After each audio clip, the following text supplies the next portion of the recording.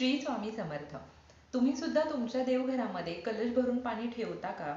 या पाणी ठेवण्याला काय महत्व आहे? देवघरामध्ये पाणी का ठेवलं जातं? सगळेच सांगतात की देवघरामध्ये कलश भरून देवांसाठी पाणी ठेवावं. देव खरंच हे पाणी पितात का? किंवा हे पाणी ठेवण्यामागे काही शास्त्र आहे? हे शुभ आहे की अशुभ आहे? या पाण्याचं नंतर काय करावं? अशा अनेक प्रश्नांची उत्तरे आज आपण या व्हिडिओमधून जाणून घेणार आहोत. तत्पूर्वी तुम्ही चॅनलवरती नवीन असाल तर चॅनलला जरूर सबस्क्राईब करा आणि कमेंटमध्ये श्री स्वामी समर्थ लिहायला विसरू नका. जसं आपल्या मनुष्याला तहान लागते आणि ती तहान भागवण्यासाठी आपण पाणी पित असतो. जेव्हा आपण पाणी पितो तेव्हा आपण तृप्त होतो. बघा, एखादा तहानलेला व्यक्ती असेल आणि आपल्या घरी आला, त्याला आपण पाणी दिलं तर तो पाणी पिऊन सुद्धा तृप्त होतो आणि कुठे का होईना, नकळत का होईना, त्याचा आशीर्वाद आपल्याला मिळत असतो. कारण असं म्हटलं जातं की भुकेल्यांची भूक भागवणं, तहानल्यांची तहान भागवणं याच्यासारखं मोठं पुण्य कुठलंच नाहीये. तर देवघरामध्ये प्रत्येकाच्या घरामध्ये एक तांब्याभर कलश किंवा एका कलशामध्ये पाणी ठेवलं जातं. तर त्यामागे काय शास्त्र आहे? जसं आपल्याला आपल्या मनुष्याला तहान लागते तशी देवांनाही तहान लागते. त्यामुळे देवांसाठी दररोज देवपूजा झाल्यानंतर एक छोटासा कलश भरून पाणी आपल्याला आपल्या देवांसाठी ठेवायचं आहे. बघा, छोटे छोटे देवांसाठीचे कलश भेटतात, अगदी लहान लहान आकाराचे असतात. तर ते कलश आणून तुम्ही त्याच्यामध्ये दररोज देवपूजा झाल्यानंतर जे आपण पिण्याचं पाणी आहे ते पिण्याचं पाणी त्याच्यामध्ये भरून ठेवायचं आहे आणि ते झाकून ठेवायचं आहे. तुम्ही छोटे छोटे कलश आणले तर त्याला झाकणही येतं वरती, तर हे पाणी भरून तुम्हाला ते झाकून ठेवायचं असतं. दुसऱ्या दिवशी हे जे पाणी आहे, हे पाणी फक्त पाणी राहत नाही तर ते अमृत बनतं.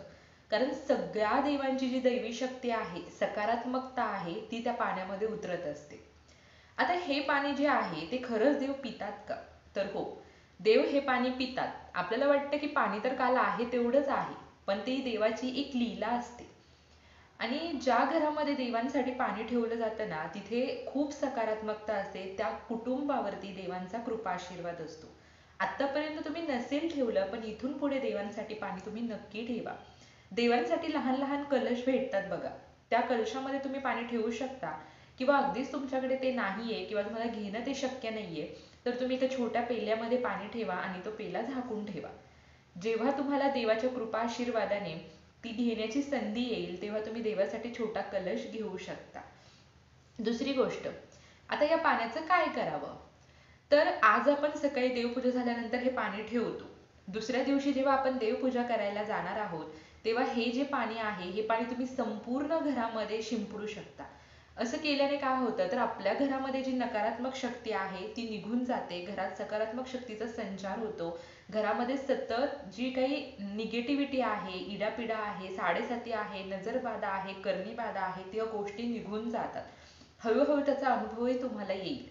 कारण ते पाणी हे फक्त पाणी नसून दैवी शक्ती त्याच्यामध्ये उतरलेली असते. दुसरी गोष्ट, या पाण्याचं तुम्ही काय करू शकता, घरामध्ये शिंपडून झाल्यानंतर राहिलेलं पाणी तुम्ही कुठल्याही झाडाला ओतू शकता.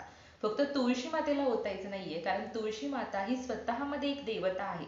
आपण तिची एक देवी म्हणून पूजा करतो. माता लक्ष्मीचं ते एक रूप आहे आणि तिला उष्ट पाणी आपल्याला घालायचं नसतं. त्यामुळे हे पाणी तुम्ही इतर कुठल्याही झाडाला घालू शकता. दुसरी गोष्ट, हे पाणी तुम्ही प्रसाद म्हणून, देवाचा प्रसाद म्हणून, देवाने दिलेलं अमृत म्हणून प्राशन करू शकता.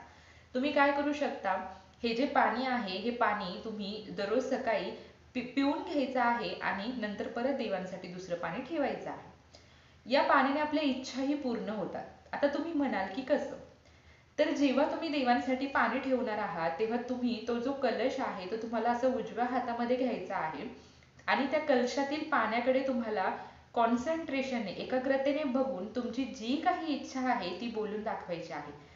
कारण पाण्यासारखं, एखादी गोष्ट मॅनिफेस्ट करण्यासाठी पाण्यासारखी दुसरी टेक्निकच नाहीये.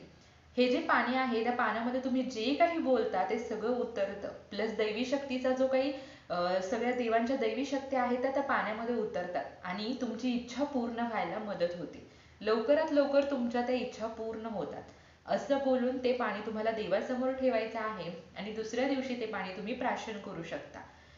तिसरी गोष्ट म्हणजे तुम्ही हे पाणी घरातल्या प्रत्येक व्यक्तीला थोडं थोडं देवांचा प्रसाद म्हणून तुम्ही प्यायला देऊ शकता. अशा प्रकारे तुम्हाला या पाण्याचा उपयोग करायचा आहे. जसं आपण स्वामी समर्थ महाराजांची नित्य सेवा करतो, दररोज देवपूजा करतो, आपली ही जी नित्य कामं आपण जसं दररोज करतो, तसंच आपल्याला देवांसाठी हे जे पाणी ठेवायचं आहे तेही दररोज ठेवायचं आहे. तुम्ही जेव्हा जेव्हा श्रद्धेने हे पाणी ठेवण्याचं काम कराल तेव्हा देव प्रसन्न होतात. एक ना एक दिवस जेव्हा तुमची चांगली परिस्थिती येईल तेव्हा तुम्ही छोटा तांब्याचा कलश देवांसाठी आणून त्याच्यामध्ये पाणी ठेवू शकता. तोपर्यंत तुमच्याकडे जे काही आहे पेला वगैरे त्याच्यामध्ये तुम्ही पाणी ठेवू शकता. तर जेव्हा तुम्ही देवघरामध्ये पाणी ठेवता त्या पाण्यामध्ये तुमच्या घरातली सगळी नकारात्मक शक्ती, वाईट गोष्टी खेचून घेतल्या जातात. तुमच्या घरामध्ये सुख शांती समृद्धी नांदते, घरात सकारात्मक वातावरण तयार होतं, घरातील आजारी व्यक्ती ज्या आहेत त्यांचं आजारपण निघून जातं, संकट दूर होतात, इच्छापूर्ती होते. एवढे सगळे फायदे जर फक्त देवांना पाणी ठेवण्याने होत असेल तर या गोष्टींचा आपण अनुभव घेतलाच पाहिजे. आपल्याला काय करायचंय, फक्त देवांसाठी स्वच्छ पिण्याचं पाणी, तेही अगदी श्रद्धेने मनाने ठेवायचं आहे. आपण जसं देवांना नैवेद्य अर्पण करतो तसं देवांना आपल्याला दररोजच्या दररोज पाणीही ठेवायचं आहे. तर ही जशी नित्य सेवा आहे त्याप्रमाणे स्वामींची आपल्या सर्व देवी देवतांसाठी तुम्ही ही पाण्याची सेवा नक्की करा आणि त्याचे अनुभव घ्या. झालेली सेवा मी महाराजांच्या चरणी अर्पण करते. व्हिडिओ आवडला असेल तर लाईक शेअर कमेंट नक्की करा. सर्वांसोबत हा व्हिडिओ शेअर करा, म्हणजे सर्वच जण आपल्या देवांसाठी पाणी ठेवतील आणि त्याचे अनुभवही घेतील आणि तुम्हीही नकळत का होईना व्हिडिओ शेअर केल्यामुळे पुण्याचे भागीदार ठराल. झालेली सेवा महाराजांच्या चरणी अर्पण करते. व्हिडिओ आवडला असेल तर लाईक शेअर कमेंट नक्की करा. Shri Swami Samarth. Bless you all.